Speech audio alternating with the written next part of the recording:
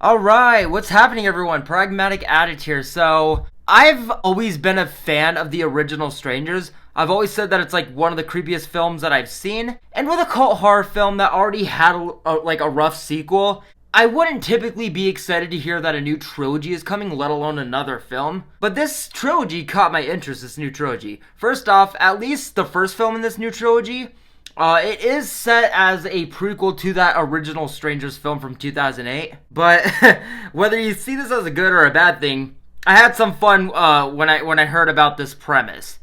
It's just set in an Airbnb. That first Stranger film takes place like in 2008. But the actual like positive thing that caught my interest was that this was said and promoted that it was going to be replicating like the original first film's like tone, its cinematography. The thing that had me curious a lot as well was, okay, so this first film in this new trilogy is a sequel to the original film. Is that go for the other two? Is it going to do like a thing where this first entry ends as a prequel to the first film and then maybe the other two take place after Prey at night, which would be a bummer for me because I don't remember that fucking piece of shit. So there's a lot of things that I was really curious about with hearing that they were doing the David Gordon Green to the fucking Strangers. Now, let's get into the early reactions of this film. So despite the film's like current 21% rating on Rotten Tomatoes, it was stated that the film had largely mixed reviews. Like half of the people were saying that it was extremely terrifying. The other half of the people were saying that it completely missed the mark. So I was curious as an OG Strangers fan and a hater of Prey at Night to see which side I actually landed on.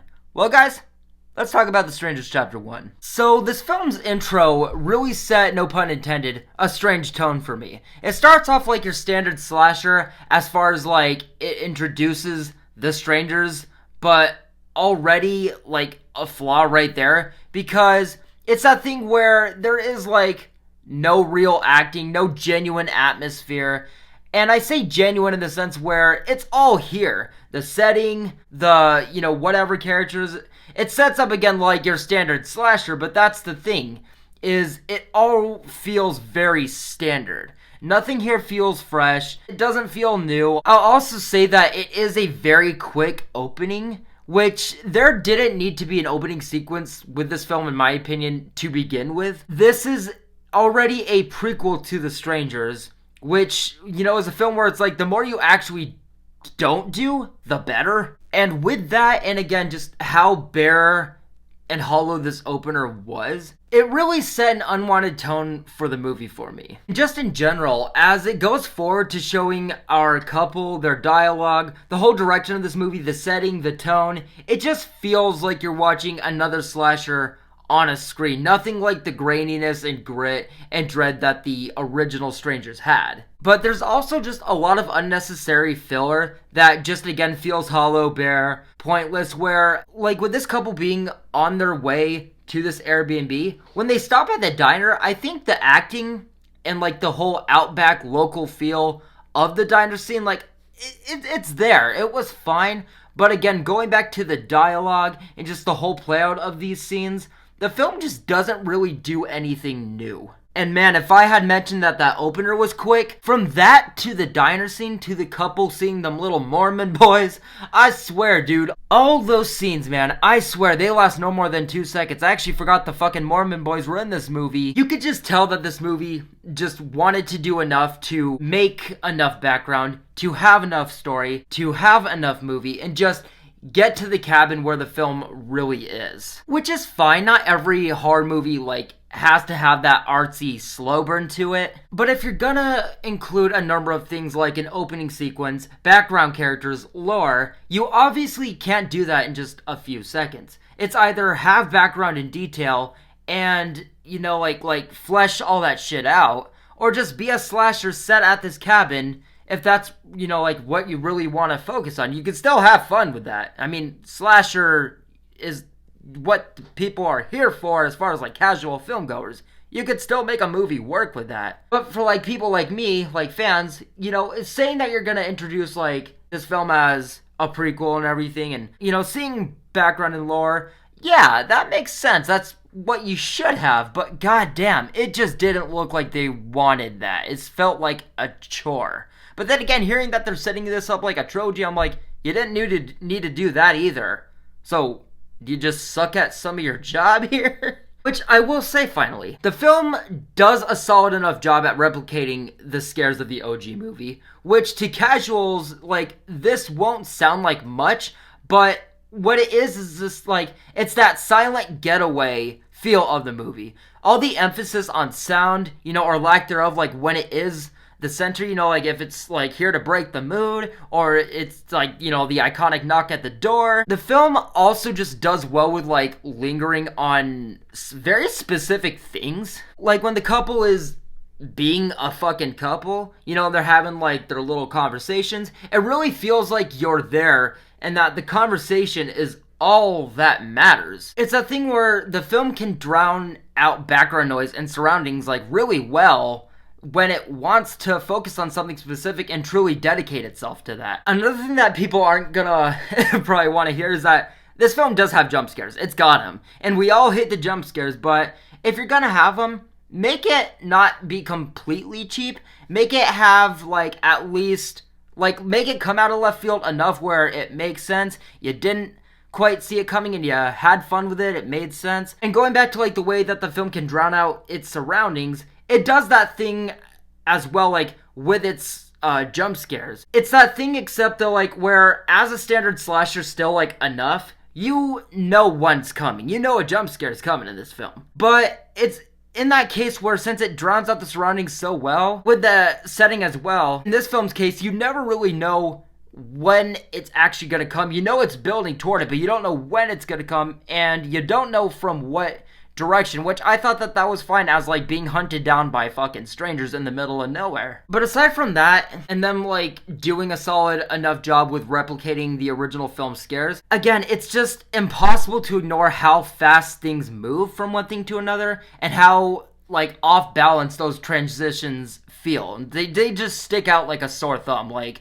up until a certain point in the movie, which I will get into, this was my least favorite thing in the movie. I was like, this movie is solid enough, but this is definitely what's giving it all the bullshit that it's getting from reviews and whatnot. Also, this film isn't a complete rehash or copy and paste either. Even if some of the new stuff in this movie isn't exactly good, like some certain blood effects or things that just come off a little bit goofy, you can see its heart and mind is like in the right place of the original Strangers film. The whole scene with the girl being like alone in the cabin for the first time, like the original does, feels like its own thing enough, feels fresh enough, and also feels inspired enough of the original film. There's also a few iconic callbacks to the original film that fans will immediately pick up on, which I can't spoil, but it's one of those things where I'm like, okay, you didn't have to do that. There are certain things in this film where I'm like, okay, you didn't have to go that hard to like replicating the original Strangers where it just fucks up like, this whole thing as like a story and everything, which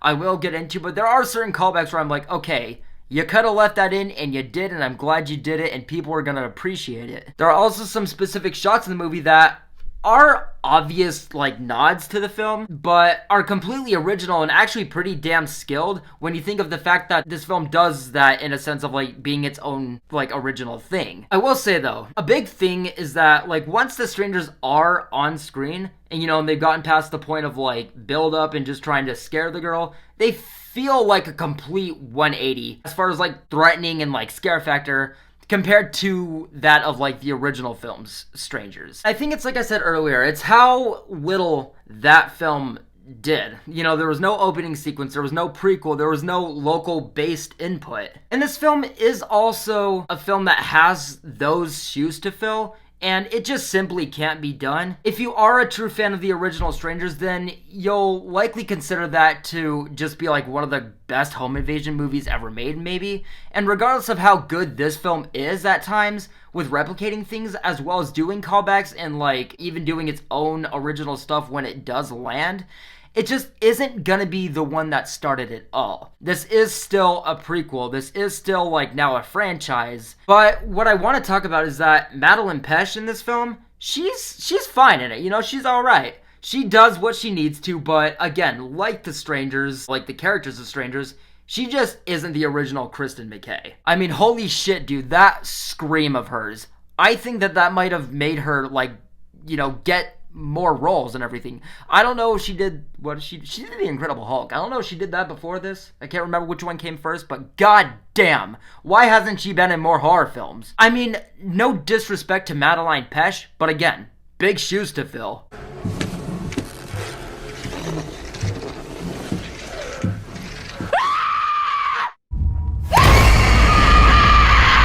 But as far as like my actual thoughts on this film, alright, let's get into it. So I'm glad to say that this film doesn't completely suck. It does new things, and while some of those are weird and goofy, some of those are actually pretty fun and original. Again, it does like enough, and it does fine with paying homage to the original film. It's just never as iconic as that original film. Also, leading up to the film's ending, this is where shit's gonna get real stinky, guys.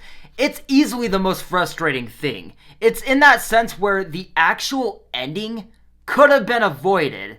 And it's not like you needed to stick to the ending that this film had. You didn't have to like pay too much homage to the original film. I mean, this is a prequel and a new trilogy, like, after all. But as far as, not even my biggest nitpick, but as far as like leading up to this, I was like, okay, it doesn't suck. The movie, I mean, it's fine enough. This really was the straw that broke the camel's back. It also just has some pretty whack acting at times. It's got some goofy effects, again, going back to like the blood that I mentioned earlier. But what it does do that is a very solid positive, is that this offers my favorite scene from Madeline Pesh in the whole movie, like getting toward the actual execution, like getting toward the actual ending. Before I actually give my rating, I just want to say really quickly, just having fun with it, just imagine like if this were true, like all the little specific things that happen in this film and the original, just like that are so similar, to the point where it's just got to be a slasher film that's obviously paying like homage.